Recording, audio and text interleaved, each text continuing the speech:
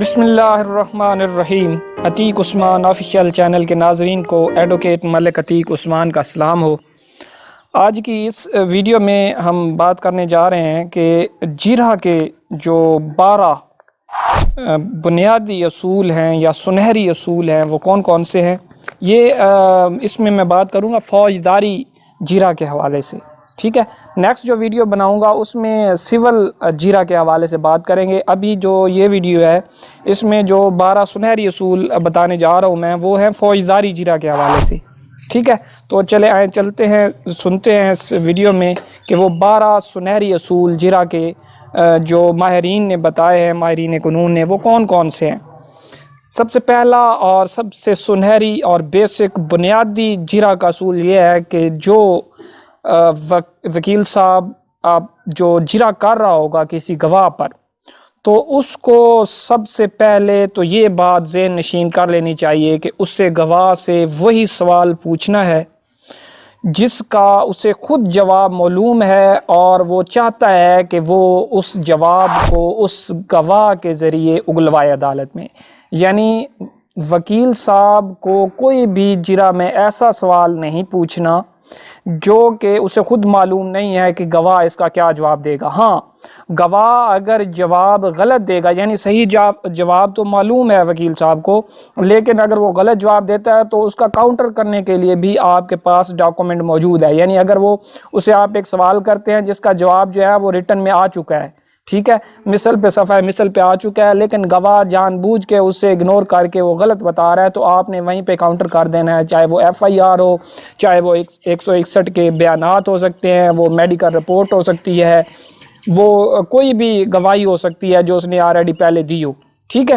اس کے بعد نمبر 2 پہ ہے جرح کے لیے مختلف ٹاپک، جیسے اندراج FIR، حصول میڈیکل، گواہان کا سابقہ کردار، ضروری اور غیر جانبداران گواہان کا گواہ نہ رکھنا، گواہان استغاثہ کی ملزم فریق سے سابقہ دشمنی اور مقدمہ بازی وغیرہ، ڈس آنیسٹ امپروومنٹ، نقشہ موقع سے متعلقہ سوالات،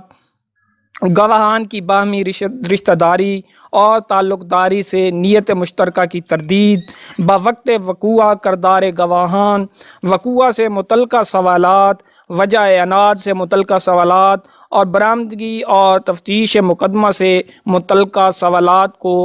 پہلے سے تیار کر لینا چاہیے۔ آپ کے پاس یہ ریٹن میں موجود ہوں، ان تمام جو باتیں میں نے بتائی ان کے متعلقہ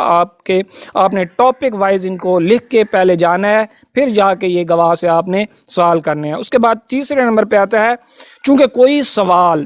کبھی کبھار سپورٹیو ہونے کے ساتھ ساتھ نقصان دہ بھی ہو سکتا ہے، اس لیے ایسا سوال ٹپیکل انداز میں کریں تاکہ جواب آپ کی مرضی کے مطابق آئے۔ جیسے کہ میں نے پہلے آپ کو بتایا ہے کہ آپ جو چاہتے ہیں کہ یعنی آپ کو ایک تو آپ کی منشا ہے، آپ کی خواہش ہے کہ جواب جو ہے وہ فلاں والا آنا چاہیے، ٹھیک ہے۔ آپ نے سوال کو اس طرح تروڑ مروڑ کر پیش کرنا ہے گواہ کے سامنے۔ اس کے بعد نمبر 4 پہ ہے دوران جرح ہمیشہ اپنے ٹارگٹ کے اصول پر نظر رکھیں، یعنی آپ کہاں پہ آخری جو ٹارگٹ ہے آپ کا، آپ کیا حاصل کرنا چاہ رہے ہیں، ٹھیک ہے۔ اور گواہ کو کبھی بھی اپنے سوال پر رائے دینے یا سوال کا نتیجہ اخذ کرنے کی اجازت نہ دیں۔ کوشش کریں کہ اس کو یس یا نو میں جواب دینے کے لیے آپ نے مجبور کرنا ہے، کمپیل کرنا ہے، اسے کہنا ہے کہ آپ نے صرف مجھے یس یا نو میں جواب دینا ہے، ٹھیک ہے۔ اس کے بعد ہے دوران جرح صرف ایسے سوالات کریں جن سے کوئی نیا فیکٹ سامنے آئے۔ شہادت چیف میں بیان کردہ فیکٹس کو مت دہرائیں، یعنی ایک بات پہلے ہو چکی ہے جو چیف میں، اسے آپ نے دوبارہ نہیں اگلوانا، نہ ہی کرنے کی اس کی ضرورت ہے۔ اس طرح جو ہے وہ عدالت پہ آپ کا غلط امپریشن جائے گا۔ اس کے بعد پرائما فشائی میں یا بادی نظر میں شہادت گواہ کا کوئی حصہ پراسیکیوشن کیس کے خلاف جاتا ہو تو گواہ سے کبھی بھی اس کی وضاحت نہ کروائیں۔ یعنی آپ نے کوشش کرنی ہے کہ آپ کے ایک فائدے میں ایک چیز جا رہی ہے، ٹھیک ہے، آلریڈی چاہے وہ ڈاؤٹ میں ہی ہے، تو آپ نے یہ نہیں کوشش کرنی کہ آپ نے گواہ کے منہ سے وہ اس کی وضاحت طلب کریں، ٹھیک ہے۔ ہو سکتا ہے وہ آپ کے خلاف پھر غلط چلیے۔ یعنی یہاں مثال میں آپ کو دے دیتا ہوں کہ اگر کسی گواہ کا بیان زیر دفعہ 161 ضابطہ فوجداری تاخیر سے لکھا گیا ہے اور اس گواہ نے اپنے بیان میں اس تاخیر کی وضاحت نہیں کی ہے، یا بیان زیر دفعہ 161 ضابطے میں تاریخ وقوع، وقت وقوع، جائے وقوع کسی ملزم یا گواہ کی موجودگی بیان نہ کی ہے، اور یا کسی ملزم کو کوئی مخصوص ضرب منسوب نہ کی ہیں، یا ملزم کا کسی مخصوص اسلحہ سے مسلح ہونا بیان نہ کیا ہے بلکہ صرف مسلح آتشی بیان کیا ہے، یا وجہ عناد بیان نہ کی ہے، یا کوئی دیگر چیز جو کہ ملزم کے خلاف جاتی ہے بیان نہ کی ہے، تو بوقت جرا اس گواہ سے یہ سوال مت کریں کہ اس نے بیان زیر دفعہ 161 ذات میں فلاں فلاں چیز بیان نہ کی ہے، کیونکہ وہ گواہ فوری طور پر ہر چیز کی وضاحت کر دے گا جو کہ ملزم کے خلاف چلی جائے گی۔ ایسی صورت میں جب یہ یعنی ایسا ہوا ہے، ٹھیک ہے، تو اب آپ نے وہ سوال اس گواہ سے نہیں کرنے، آپ نے وہ سوال کہاں کرنے ہیں؟ اس تفتیشی افسر سے کرنے ہیں۔ ایسی صورت میں جب پہلا تفتیشی افسر جس نے اس گواہ کا بیان زیر دفعہ 161 ذات میں تحریر کیا تھا شہادت کے لیے آئے، تو جرا میں سے یہ سوال کیا جائے کہ اس نے فلاں گواہ کا بیان زیر دفعہ 161 ذات میں کب اور کہاں بیان لکھا تھا۔ اس کے بعد اس تفتیشی سے یہ سوال کیا جائے کہ گواہ نے اپنے بیان زیر دفعہ 161 ذات میں جائے وقوع، وقت وقوع، ملزم کا نام یا گواہ کا نام یا وجہ عناد یا بیان زیر دفعہ 161 ذات تاخیر سے قلم بند کروانے کی کوئی وجہ بیان نہ کی ہے، تو تفتیشی کا جواب یقیناً ہاں میں آئے گا، اور تفتیشی کسی صورت بھی گواہ کے بیان میں موجود نقائص کی وضاحت نہ کر سکے گا۔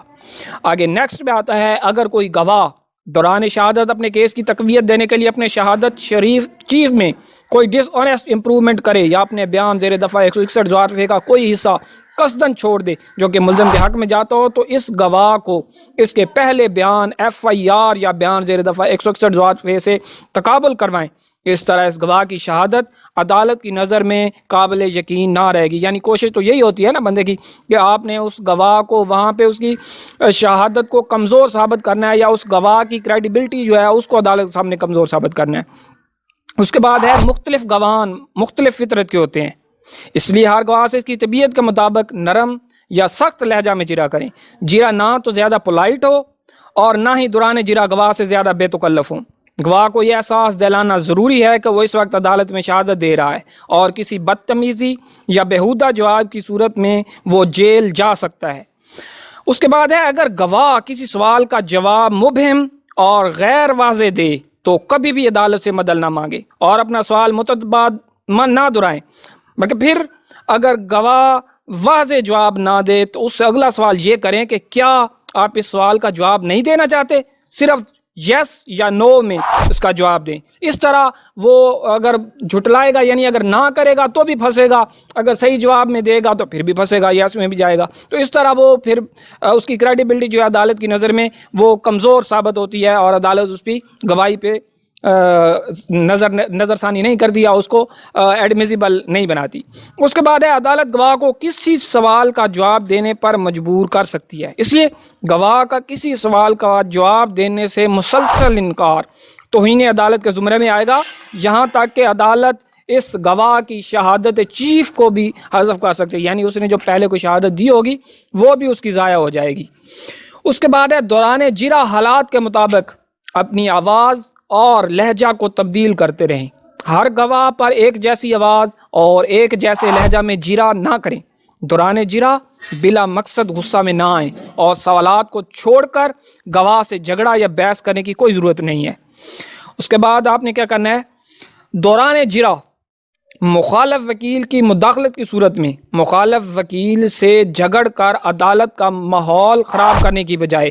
فاضل عدالت سے مخالف وکیل کے رویہ پر اعتراض کرنا ہے۔ آپ نے کورٹ کو وہاں پہ ایڈریس کر کے کہنا ہے کہ یہ وکیل صاحب جو ہے انٹرپٹ کر رہے ہیں، اس میں جو ہے وہ کوشش کر رہے ہیں کہ گواہی جو ہے اس کو خراب کیا جائے، تو اس لیے جو ہے عدالت جناب سے درخواست ہے کہ وہ اس میرے فاضل دوست کو اس بات سے منع کرے، آپ نے خود اپوزٹ کونسل سے جھگڑنا شروع نہیں کر دینا۔ اس کے بعد نیکسٹ ہے کہ اپنی جرا کا اختتام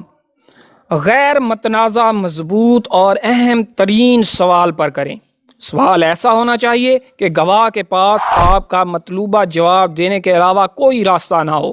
یعنی یہ جو پہلے میں نے بات بتائی ہے کہ آپ کو کنفرم ہو یہ بات کہ آپ جو یہ پوچھ رہے ہیں سوال، اس کا جواب جو ہے یہ فلاں دینے والا ہے گواہ، تو وہی سوال آپ نے پوچھنا ہے. اگر وہ یعنی کوئی غلط دے گا تو اس کے پاس آپ کے پاس اس کا کاؤنٹر ہونا چاہیے, ٹھیک ہے. تو کاؤنٹر میں وہ پھر پھنس جائے گا, یا پھر وہ صحیح جواب دے گا تو بھی پھنسے گا. اس کے بعد لاسٹ بٹ لیسٹ جو ہے وہ یہ ہے کہ فوجداری کیس میں ڈیفینس لائن بڑی اہمیت کی حامل ہوتی ہے. اس لیے جرا سے قبل ایف آئی آر, بیانات گواہان زیر دفعہ 161 فرد ہائے مقبوض بھی ہر قسم کی جو بھی ہوگی, ٹھیک ہے. نتیجہ ڈاکٹری, پوسٹ مارٹم رپورٹ, دوران تفتیش ملزم کی طرف سے دیے گئے ورژن اور پولیس ڈائری کا بار بار بغور مطالعہ کرنا ہے. اور اگر پولیس فائل سے کوئی معقول ڈیفینس لائن نکلتی ہو تو اس کے مطابق جرا تیار کرنی ہے. یہ تھے جرا, فوجداری جرا کے حوالے سے